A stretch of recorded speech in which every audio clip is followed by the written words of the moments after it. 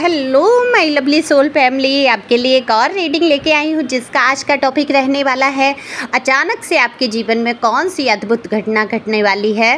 तो अचानक से क्या होने वाला है, क्या परिवर्तन होने वाला है जीवन में, क्या कुछ अच्छा होगा या बुरा, यही देखेंगे टैरो कार्ड के माध्यम से। तो ऐसी क्या घटना घटने वाली है जो बेहद अद्भुत होगी। तो ये जनरल रीडिंग है, आप सभी जानते हैं एनर्जी के ऊपर होते हैं टैरो कार्ड जो हैं, एनर्जी को पिक करके ही रीडिंग की जाती है। तो आप पहली बार आए हैं मेरे चैनल पे तो अपनी एनर्जी को सेंड कर सकते हैं सब्सक्राइब करके और कमेंट्स के माध्यम से, और एक लाइक तो बनता ही बनता है। और पर्सनल रीडिंग के लिए दिए हुए नंबर पे आप संपर्क कर सकते हैं। जीवन में कई उतार चढ़ाव ऐसे आते हैं हमारे जीवन में, हमें कई ऐसी दुविधाओं में फंसा देते हैं कि हमें रास्ते नज़र नहीं आते हैं। तब उस टाइम हमें क्या करना चाहिए, किसी की सलाह, किसी की गाइडेंस की हमें बहुत ज़रूरत होती है। तो यहाँ टैरो से अच्छी गाइडेंस तो आपको कहीं नहीं मिल सकती है। आप पर्सनल रीडिंग के माध्यम से गाइडेंस ले सकते हैं, एंजल गाइडेंस हो सकती है, डिवाइन गाइडेंस हो सकती है। आपको वो रास्ते नज़र आने लगते हैं जो कभी बंद ना रास्ते थे आपके जीवन में।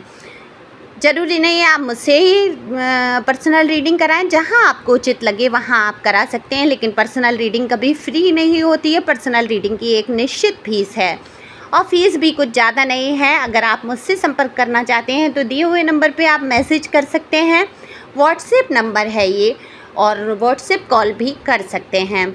तो कार्ड मैंने पहले ही शफल कर लिए हैं और अचानक से ऐसा क्या होगा आपके जीवन में, यही तो देखना है आज। तो सबसे पहले मैं आपकी एनर्जी को पिक करके आपके बारे में कुछ कहना चाहूँगी, बताना चाहूँगी, क्योंकि ज़िंदगी आपकी है और आपको ही जीनी है, आपको ही तो तमाम संघर्षों का सामना करना है और इन घटनाओं का सामना भी आपको ही करना है। तो सबसे पहले तो मैं ये कहूँगी थिंकिंग मैन का कार्ड है। थिंकिंग मैन, वुमेन, देखो एनर्जी जो है, जो टैरो है वो मैन, मेल, फीमेल किसी को नहीं मानते, वो एनर्जी को पिक करते हैं। तो ये एनर्जी आपकी है, मेल भी हो सकते हैं आप, फीमेल भी हो सकते हैं, जो भी आप देख रहे हैं अपने हिसाब से, क्योंकि टैरो जो है आपकी एनर्जी को पिक करके ही रीडिंग कराते हैं। तो ये जो है जो कार्ड आया है, तो थिंकिंग वुमेन भी कह लीजिए, मैन कह लीजिए, कि बेहद सोचते हुए आप नज़र आ रहे हैं यहाँ। कई बातें, कई तमाम बातें आपके जीवन की जिनको कि आप भूलने की बहुत कोशिश करते हैं, लेकिन रह रह के आपके दिमाग में आ जाती हैं। वही इस कार्ड में आप देख ही रहे हैं कि चमकता हुआ जो एक हीरा है वो इस इंसान के हाथ में है। तो यही तो आपकी सोच में चल रहा है, ये हीरा जो है आपके हाथ में, समझ लीजिए। तो ये हीरा क्या है और किसके बारे में आप ये सोच रहे हैं, यही सारा कुछ देखेंगे। लेकिन उससे पहले मैं बता दूं कि आप जो हैं बहुत इतने सोच विचार में डूब गए हैं कि कुछ और सोचना ही नहीं चाहते, कुछ और आपको दिखा ही नहीं दे रहा। जीवन का कोई लक्ष्य नहीं, उद्देश्य नहीं, सिर्फ एक चीज़ में आप कहते हैं ना, घुले जा रहे हैं, एकदम से अंदर ही अंदर घुलते चले जा रहे हैं। तो ये घुलना जो है आपके शरीर पर, आपकी मानसिकता पर बेहद असर डाल रहा है। और चमकता ये हीरा कौन है, ये आपकी कोई परिस्थिति है, कोई व्यक्ति है, वस्तु है, या क्या है, कोई स्थान है जिसके बारे में आप बेहद सोच रहे हैं। तो यही सब देखना है आज की रीडिंग में। तो कार्ड मैं और ले लेती हूँ। तो मैंने कार्ड निकाले हैं तो मुझे दिख रहा है कि आपकी जो रातें जो बीत रही हैं बेहद दर्द से गुजरती हुई मुझे यहाँ रातें नज़र आती हैं। ये तो आपका तकिया ही जानता है, आपके बिस्तर जानते हैं कि आपने तमाम आंसू बहाए हैं उस तकिए पे जिस पे आपने सिर रखा है। तो उस तकिए को आपने आंसुओं से भिगाया है, लेकिन जैसे ही भोर की किरण हुई है, सुबह की लालिमा हुई है और आपने अपने चेहरे पर एक मुस्कुराहट का लबादा जो ओढ़ लिया है, आंसुओं को पोंछ दिया है और एक लालिमा अपने चेहरे पर भी लेके आए हैं, मुस्कुरा रहे हैं सबके सामने। यही तो दर्द है आपके दिल का जो कोई नहीं समझ पा रहा है। तो ये दर्द जो है आपको बेहद बुरी तरीके से अंदर ही अंदर खाए जा रहा है।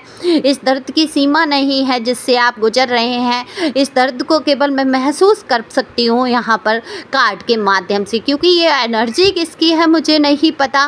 बेहद दर्द से गुजरते हुए आप नज़र आते हैं, मेरे रोंगटे खड़े हो जाते हैं उस दर्द को सोचकर ही जिससे आप गुजर रहे हैं। देखो वो एक कहावत भी है कि जिस पे बीतती है वही जानता है करके, कुछ मुझे याद नहीं आ रही है किस टाइप से थी, लेकिन को जाने पीर पराई, जिस पे मतलब बीतती है वही तो जान सकता है, दूसरा कैसे जान सकता है आपके दर्द को। दर्द की इंतहा से गुजरते हुए आप मुझे यहाँ नज़र आ रहे हैं, रातों को सो नहीं पा रहे ठीक से, अगर सो भी जाते हैं तो उठ के बैठ जाते हैं, बेहद बुरी दौर से आप गुजर रहे हैं। तो ये जो बुरा दौर है आपके जीवन का, ये क्या कभी समाप्त होगा? कभी क्या खुशी के पल आएंगे आपकी ज़िंदगी में? क्या ईश्वर ने सिर्फ आपको दुख झेलने के लिए ही बनाया है? ऐसा तो नहीं हो सकता। तो आपके जीवन में बड़े बड़े परिवर्तनों को लेकर आ रहे हैं ईश्वर, डिवाइन की पूरी नज़र है। कई परीक्षाओं से आपको गुजारा है, कई परिस्थितियों से आप गुजरे हैं और ईश्वर जान रहे हैं आप समय के साथ जो मजबूत बन रहे हैं, बिल्कुल यहाँ पर ईश्वर देख पा रहे हैं। तो डिवाइन आपसे कहना चाहती हैं कि आपको इन परिस्थितियों में घबराना नहीं है, इतना नहीं सोचना है किसी के बारे में, क्योंकि यहाँ पर 2 ऑफ कप्स बता देता है कि आपकी जो लाइफ की घटना रही, जो दर्द आपका रहा, वो कहीं ना कहीं आपके प्यार भरा जो रिश्ता था, रिलेशन था, वो दर्द वहीं से मिला है आपको। ये देखो, प्यार एक तरफा तो नहीं, मैं कहूँगी कि प्यार एक तरफा था, आपने ही किया है, क्योंकि 2 ऑफ कप्स बता देते हैं कि दोनों तरफ से भागीदारी बराबर की थी। तो ये बराबर की भागीदारी होने के बावजूद जो रिश्ता खराब हुआ, उसका दर्द आप आज तक झेल नहीं पा रहे हैं। हालांकि काफ़ी कुछ उभारा है आपने, समझाया है आपने अपने दिल को, लेकिन कहते हैं ना, जब हम किसी से बेहद लगाव कर लेते हैं, प्यार कर लेते हैं, हमें दुनिया में ईश्वर भी नज़र नहीं आता उस इंसान के आगे, और वही इंसान अगर 2 शब्द हमें उल्टा भी बोल दे, कुछ करे ना करे, केवल 2 शब्द अगर वो उल्टा बोल देता है तो हमारा दिल छलनी छलनी हो जाता है। तो यही हुआ है आपके साथ। हो सकता है घटनाएं कुछ बड़ी रही हैं आपके जीवन की, लेकिन जो घटनाएं रही हैं बड़ी, कुछ उद्देश्य, क्योंकि आप इतना मोह में फंस गए, आप इतना प्यार, इतना लगाव, इतना मोह आपको हो गया कि आप तो धीरे धीरे ईश्वर से ही दूर होने लगे। तो ईश्वर ने कहा, तुम्हारा जो उद्देश्य है जीवन का, जो तुम आए हो यहाँ पर, तुमने जो प्रार्थनाएं की हैं गर्भ में बैठ कर कि हे ईश्वर, मैं जब बाहर आ जाऊँगा इस परिस्थिति से निकल कर, तब मैं सिर्फ आपका ही सुमिरण करूँगा, वो कहीं ना कहीं आप भूलने लगे। और लेकिन देखो, धार्मिकता तो रही है, आपने 30 त्योहार किए हैं, पूजाएं की हैं, भक्ति की है, लेकिन जो लगन, जो एक नाम, जो रटना जो आपको लगी रही, वो इसी व्यक्ति की लगी रही जिससे कि आप बेहद प्यार करते थे। तो यहाँ यही बहुत बड़ा चमत्कार होने वाला है, अद्भुत घटना घटने वाली है, जिसने आपको धोखे दिए, दर्द दिए, कहीं ना कहीं उसको कहीं पछतावा होते हुए नज़र आ रहा है। आपकी तरफ बढ़ना चाहते हैं वो भी, लेकिन आपके जीवन में मुझे बहुत सारी अपॉर्चुनिटी, बहुत सारा प्यार, बहुत सारा लव दिखाई देता है। अब ये आपके ऊपर है, आप ये प्यार, ये लव इन्हीं से ग्रहण करना चाहते हैं जिन्होंने आपको धोखे दिए, दर्द दिए, या आप किसी और को चुन लेना चाहते हैं, क्योंकि ईश्वर अब आपको अकेले नहीं देख सकते, इतने दर्द से गुजरते हुए नहीं देख सकते जिस दर्द से आप गुजरे हैं या गुजर रहे हैं, क्योंकि आपकी सोच से ये व्यक्ति बहुत कुछ निकाल दिया है आपने, उतना नहीं सोचते हैं, लेकिन कहीं ना कहीं ये व्यक्ति आपकी सोच से आके टकरा ही जाता है। तो आप ईश्वर चाहते हैं आपके जीवन में एक प्यार आए, एक ऐसा इंसान, एक ऐसा सपोर्ट, ऐसा सिस्टम कोई खड़ा हो जाए सपोर्ट करने के लिए कि आपको सहारा मिल जाए, क्योंकि आप जी लिए बहुत अकेले, आप हो गए बहुत उलझनों में फंसे हुए इंसान।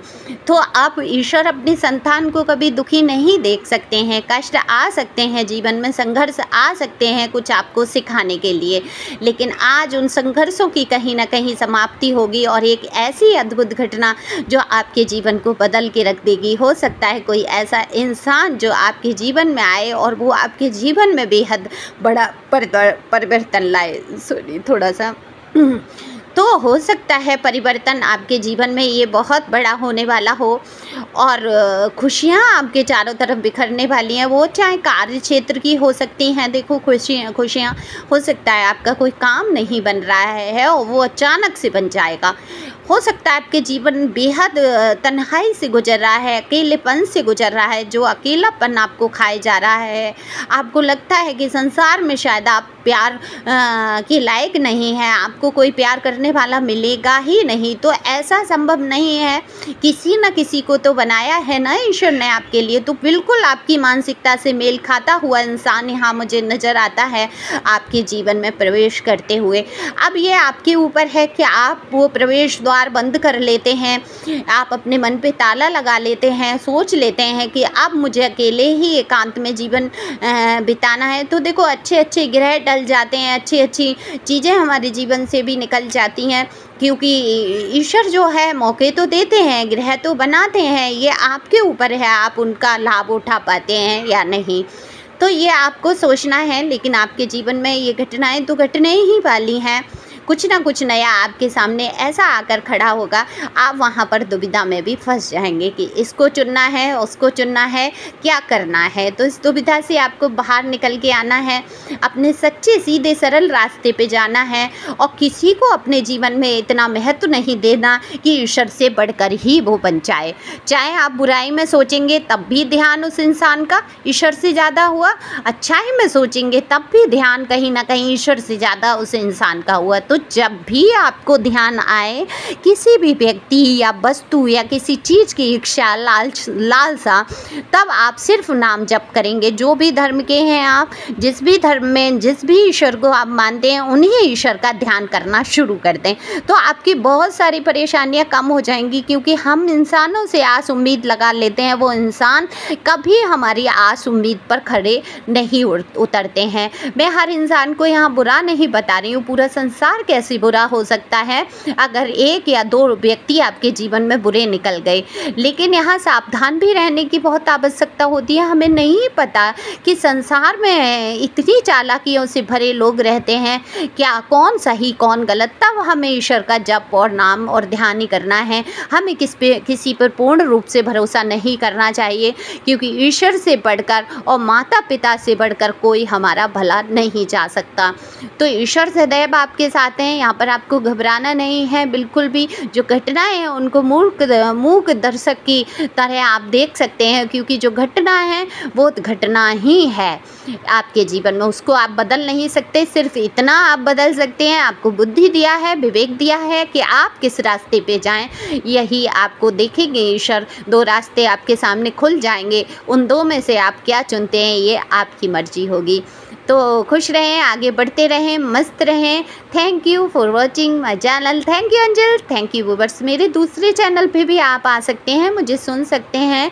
लव रीडिंग करती हूँ, वहाँ पर मैं कोशिश करती हूँ, तो आप उस चैनल को भी सुनो। लिंक दिया रहता है चैनल के अंदर ही, जाकर आप देख सकते हैं, चैनल दिए रहते हैं, तो वहाँ पर भी आप मुझे सुन सकते हैं। वहाँ पर सहयोग करिए, सब्सक्राइब करिए अगर आप पहली बार आए हैं मेरे चैनल पे। फैमिली सोल फैमिली का हिस्सा बनिए, इसको बड़ा बनाइए। कितना टाइम हो गया इस चैनल को और बहुत कम लोग ही जुड़े हैं, तो सुन लेते हैं, समझ लेते हैं, पर लाइक करने में बड़ी कंजूसी है। देखो पैसे नहीं कटते हैं लाइक करने में, सुपर थैंक्स आप मुझे देंगे तब ज़रूर आपके थोड़े से पैसे खर्च होंगे, वो भी करते हैं लोग। उन लोगों का मैं तहे दिल से शुक्रिया अदा करती हूँ और ईश्वर करे उनके जीवन में बहुत सुख समृद्धि आए। आप लोग अगर सुपर थैंक्स देते हैं तो कहीं ना कहीं वो पैसे मेरे बच्चों की शिक्षा में काम आते हैं, जो कि आप बहुत बड़ा सहयोग कर रहे हैं। क्योंकि मैं सिंगल मदर हूँ, उनको अकेले ही संभालती हूँ, तो आपके थोड़े से पैसों से बड़ा योगदान हो जाता है। ये आपके ऊपर है, आप करते हैं या नहीं। बाकी देखो लाइक और शेयर और कमेंट्स तो बिल्कुल फ्री होते हैं, आप कर सकते हैं, भर भर के अपना प्यार मुझे भेज सकते हैं और एनर्जी को भी। Thank you for watching my channel. Thank you Anjal, thank you God, thank you viewers.